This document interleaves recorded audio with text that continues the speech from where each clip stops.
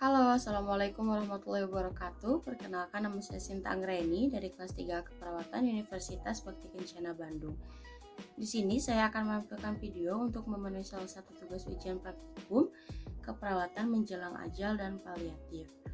Untuk isi videonya sendiri yaitu tentang konseling pada keluarga pasien paliatif. Selamat menyaksikan.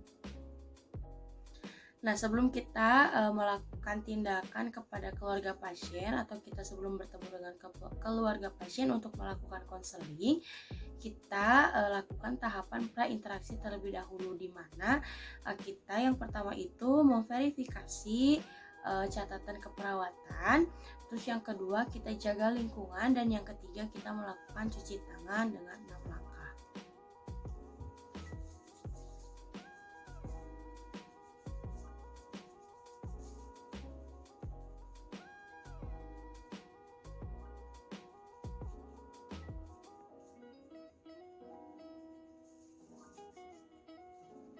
Nah, setelah kita melakukan cuci tangan, selanjutnya kita bertemu dengan keluarga pasien. Assalamualaikum. Waalaikumsalam. Oh, ibu anaknya lagi tidur ya? Iya sus, baru aja tidur, soalnya si mama nggak bisa tidur sus. Oh gitu. Udah deh, nggak apa-apa. Tadinya saya kesini mau gantiin spray, soalnya udah beberapa hari belum diganti kan. Yaudah sus, saya bangunin aja ya sus ya. Gak apa-apa, nggak usah, nanti aja. Soalnya biarin aja dulu istirahat. Nanti saya balik lagi aja ke sini buat ganti spraynya, ibu. Oh ya udah, terima kasih ya sus. Ya, sama-sama ibu. Oh iya ibu, sebelumnya mohon maaf tadi saya pas masuk lihat ibu lagi murung. Ibu kenapa, lagi ada pikiran? Ya sus, lagi banyak yang dipikirin sama saya sampai kepala saya pusing sus. Oh gitu. Kalau ibu mau, ibu bisa cerita, bisa ngobrol sama saya. Kita nanti diskusi apa yang bikin ibu banyak pikiran. Ibu mau? Boleh sus, kebetulan saya juga nggak ada teman buat cerita, soalnya suami saya lagi kerja di luar kota. Oh gitu. Ya, kalau ibu mau, kita ngobrol hari ini ya. Untuk tempatnya, ibu mau di sini atau mau di ruangan saya, senyamannya ibu aja. Di ruangan suster aja, soalnya takut di situ takut keberisikan sus. Ya, kalau gitu, mari kita ke ruangan saya. Nunggu adik saya dulu sus biar ada yang ngejagain. Oh boleh, baik, kita tunggu dulu ya bu ya. Oh itu sus, adik saya sudah datang. Oh gitu, udah datang. Kalau gitu mari bu, kita ke ruangan saya. Sus.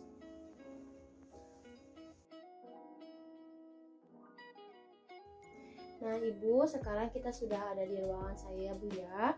Sebelumnya tadi kita belum sempat untuk perkenalan ya bu ya. Iya sus, belum sempat. Nah iya, sebelumnya perkenalkan, nama saya perawat Sinta Anggreni. Kebetulan di sini saya dinas pagi ibu dari pukul 8 sampai pukul 2 siang nanti. Nah di sini juga saya yang bertugas dan bertanggung jawab untuk menjaga dan merawat anak ibu hari ini. Nah, ibu, sebelumnya ibu bisa sebutkan nama ibu? Ya sus, nama saya Ananda. Oh iya baik. Nah ibu, saya manggilnya ibu atau siapa ya bu ya, biar enak? Ibu aja sus. Oke baik, saya berarti manggilnya ibu ya bu ya. Ya. Nah tujuan saya di sini seperti yang sudah tadi kita bicarakan di awal, kita akan ngobrol-ngobrol dan juga berbincang-bincang tentang kondisi ibu saat ini dan juga kondisi anak ibu saat ini. Nah nanti saya akan mengajukan beberapa pertanyaan kepada ibu terkait kondisi ibu dan juga anak ibu. Apakah ibu bersedia? Bersedia sus. Baik ibu, jika ibu bersedia, untuk kontrak waktunya kurang lebih 15 menit ke depan kita akan ngobrol-ngobrol. Apakah ibu keberatan? Tidak? Tidak. Alhamdulillah ya bu ya, kalau ibu tidak keberatan. Nah sebelumnya, apakah ada yang ingin ditanyakan terlebih dahulu ibu? Tidak ada sus. Tidak ada ya, baik, alhamdulillah, berarti sudah cukup jelas ya. Nah ibu, apakah ibu keberatan dengan keberadaan saya di sini saat ini? Sangat tidak keberatan sus. Tidak keberatan ya bu ya, baik, alhamdulillah. Nah ibu, tadi pagi kan sudah ada dokter yang visit atau yang sudah memeriksa anak ibu ya kondisinya, yang datang ke ruangan. Nah dokter juga kan menyampaikan bu semuanya kondisi anak ibu terkait kesehatannya dan segala macamnya sudah disampaikan kepada ibu semuanya. Nah apakah ibu mengerti terkait kondisi anak ibu yang dijelaskan oleh dokter pada tadi pagi? Ya sus, saya mengerti. Saya tahu bahwa kondisi anak saya itu semakin menurun. dan kesempatan untuk sembuhnya sangat tipis, karena emang kondisi anak saya itu sudah sangat parah dan tidak ada perkembangan yang signifikan gitu ya sus ya. Nah, gimana ya sus ya, malah cenderung terjadi penurunan terhadap kondisinya. Saya mengerti ya Bu ya. Memang dilihat dari kondisinya juga emang seperti itu keadaannya. Nah, Ibu mendengar tadi penjelasan dokter dan Ibu juga sudah mengerti tentang kondisi anak Ibu. Sekarang bagaimana perasaan Ibu? Ibu bisa ceritakan kepada saya? Jelas saya sangat sedih ya sus ya, ditambah di anak satu-satunya. Saya takut dan khawatir juga terhadap kondisinya saat ini yang semakin menurun sus. Anak saya masih muda, masih banyak yang belum tercapai, perjalanannya masih sangat panjang, tapi harus terhenti karena penyakit yang dideritanya sus. Iya Ibu, saya sangat mengerti ya Bu ya. Nah Ibu, kalau boleh saya tahu saat ini apa yang membuat Ibu sangat khawatir terhadap kondisi anak Ibu saat ini? Saya sangat khawatir terkait keadaannya saat ini, secara dia hanya menghabiskan waktunya di tempat tidur sus, dan sudah jarang ketemu sama orang-orang juga karena dia merasa malu. Jadi itu juga salah satu yang menjadi pikiran saya sus. Oh iya Ibu, saya sangat mengerti ya Bu ya perasaan Ibu saat ini. Memang sangat sulit untuk berada di posisi Ibu saat ini, tapi Ibu sudah bisa bertahan dan Ibu sudah bisa kuat untuk sampai sekarang ya Bu ya, dan Ibu juga masih mau untuk merawat anak Ibu sampai sekarang. Nah, tapi Ibu juga harus tetap kuat dan tetap sabar untuk menenangkan perasaan anak Ibu, karena anak Ibu juga sangat butuh support dari Ibu sebagai orang terdekatnya Bu. Ya sus, sebisa mungkin saya tetap sabar dan kuat kok sus. Nah ya Ibu harus seperti itu ya Bu ya. Sekali lagi Ibu harus tetap kuat dan juga Ibu harus sabar, dan Ibu juga harus bisa menjaga perasaan anak Ibu. Nah selain itu juga Ibu harus tetap berkomunikasi secara lancar ya Bu ya, seperti biasanya dengan anak Ibu. Dan pesan saya Ibu, ketika Ibu ngobrol atau melakukan sesuatu hal dengan anak Ibu sebisa mungkin untuk menutupi kesedihan Ibu, atau Ibu tidak menunjukkan kesedihan Ibu di hadapan anak Ibu ya Bu ya. Karena anak Ibu juga butuh support dari Ibu dan juga dari lingkungannya agar dia tidak merasa sedih Ibu. Baik sus, saya mengerti. Saya akan berusaha kuat untuk anak saya sus.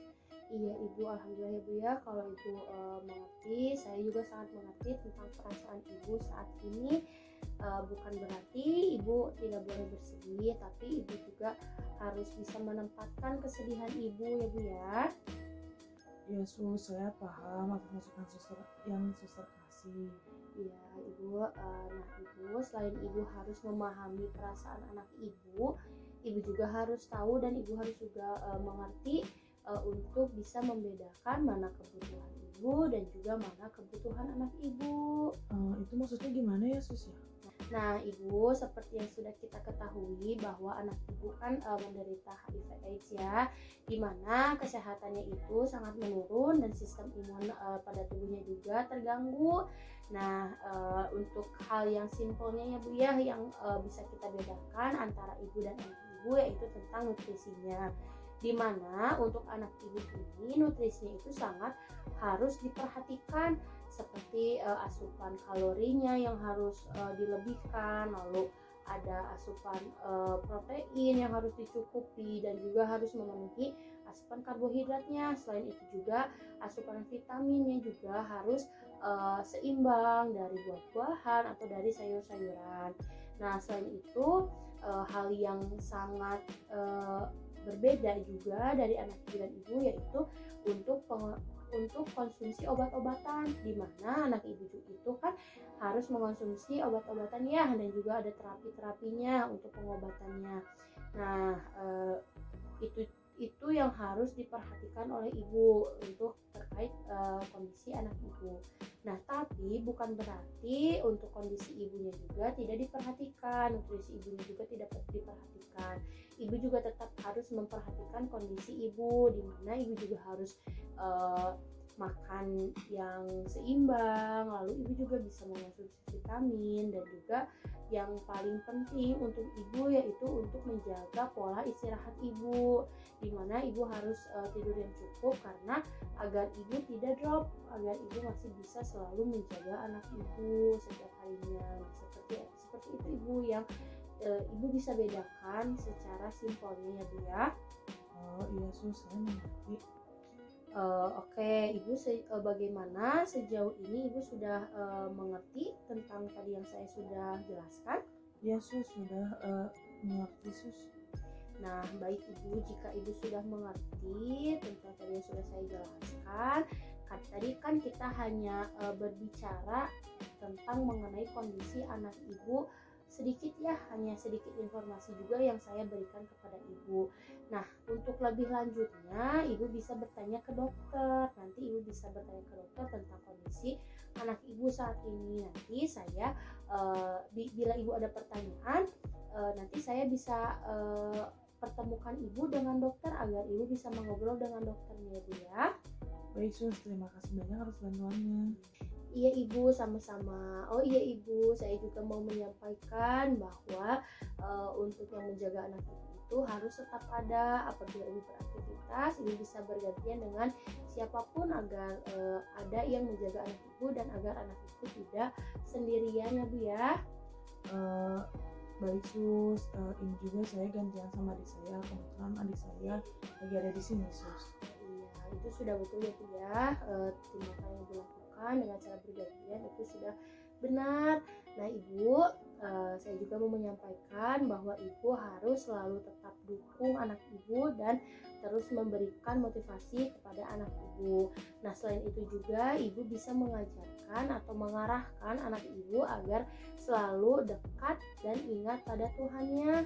Nah selain tentang spiritualnya, Ibu juga bisa membantu kegiatan untuk anak Ibu, setidaknya agar anak Ibu bisa beraktivitas dan Ibu bisa memfasilitasinya Bu. Iya sus, saya akan selalu mensupport dia dalam keadaan apapun dan selalu untuk mengingatkan dirinya pada Tuhan. Iya Ibu, alhamdulillah ya Bu ya, jika Ibu masih suportif kepada anak Ibu sampai saat ini. Nah Ibu, dengan kondisi anak Ibu saat ini, dengan keadaannya saat ini, apakah Ibu siap jika suatu saat nanti anak Ibu meninggal dunia?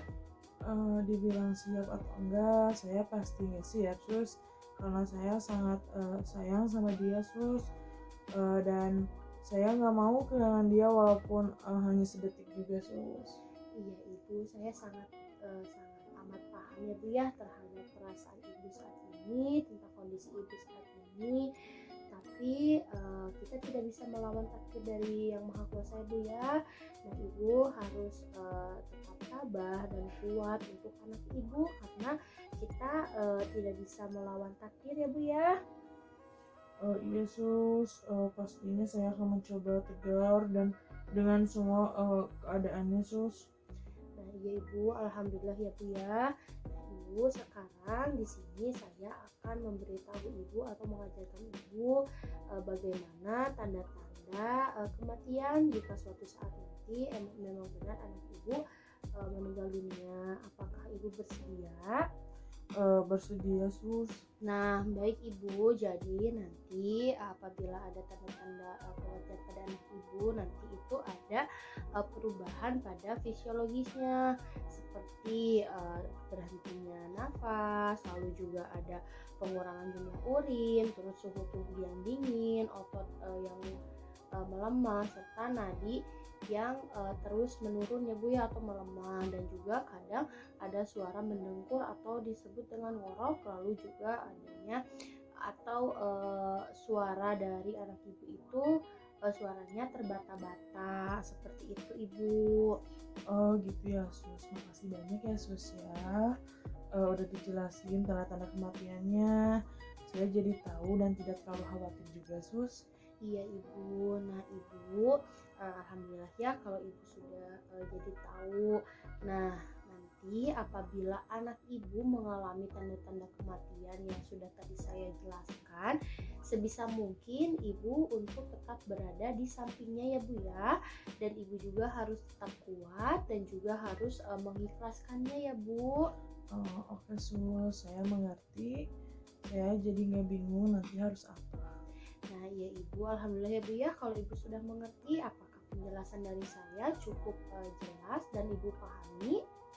Hmm, sudah sus, sudah paham dan jelas.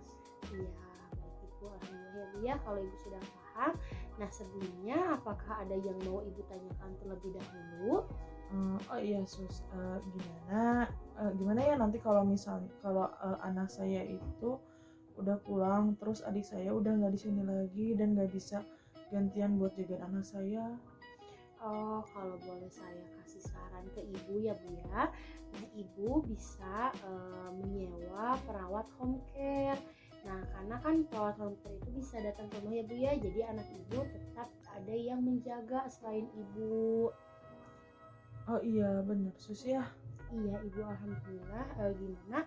Apakah ada yang mau ditanyakan lagi, Ibu? Cukup sus. Oh, sudah cukup Ibu ya. Alhamdulillah Ibu, jika sudah cukup. Setelah tadi kita ngobrol-ngobrol panjang lebar, gimana perasaan Ibu saat ini?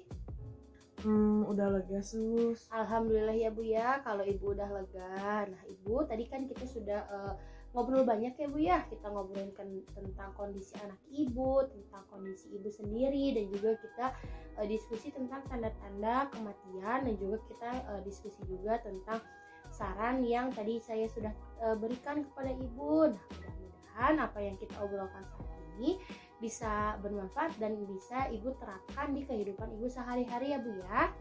Oh iya sus, amin. Amin ya Bu ya. Nah Ibu, karena obrolan kita hari ini sudah selesai, gimana kalau kita bertemu lagi Ibu, kita ngobrol-ngobrol lagi. Ibu kira-kira bisanya kapan? Boleh sus, saya kebetulan besok bisa kok sus karena masih ada adik saya juga. Oh baik Ibu, kita bertemu lagi besok ya Bu ya. Untuk jamnya Ibu bisanya pukul berapa ya? Pukul 10 aja gimana sus? Pukul 10 pagi ya Bu ya. Nah untuk tempatnya Ibu mau di mana? Apakah ada tempat lain atau mau di ruangan saya lagi? Kayaknya di ruang suster lagi aja deh. Baik, berarti besok kita ketemu lagi ya Bu ya. Kita ketemu lagi di sini pukul 10 pagi ya Bu ya. Nah Ibu, alhamdulillah karena sesuai kontrak waktu yang sudah kita tentukan tadi di awal, sekarang kita sudah 15 menit dan juga obrolan kita sudah selesai. Nah kalau begitu saya akhiri pertemuan hari ini. Besok kita bertemu lagi ya Bu ya. Nah nanti jika Ibu butuh sesuatu, Ibu bisa panggil saya di ruangan perawat atau Ibu bisa memencet bel yang ada di sebelah bed ya Bu ya. Ya sus, kalau begitu saya pamit lebih dahulu ya sus ya. Iya, mangga silahkan Ibu. Makasih ya Iya, sus. sama-sama. Setelah kita melakukan tindakan atau kita melakukan konseling pada keluarga pasien, kita sebagai perawat jangan lupa untuk selalu mendokumentasikan setiap tindakan yang kita lakukan. Nah, di mana isi dokumentasi tersebut yaitu berisi tentang yang pertama nama pasien, nomor rekam medis, dan juga yang kedua kita tulis juga masalah keperawatannya. Yang ketiga kita tuliskan juga tindakan yang kita lakukan. Yang keempat kita tuliskan juga respon, dan yang terakhir kita menuliskan waktu pelaksanaan. Sekian video yang dapat saya tampilkan. Terima kasih atas perhatiannya. Mohon maaf apabila banyak kekurangan. Wassalamualaikum warahmatullahi wabarakatuh.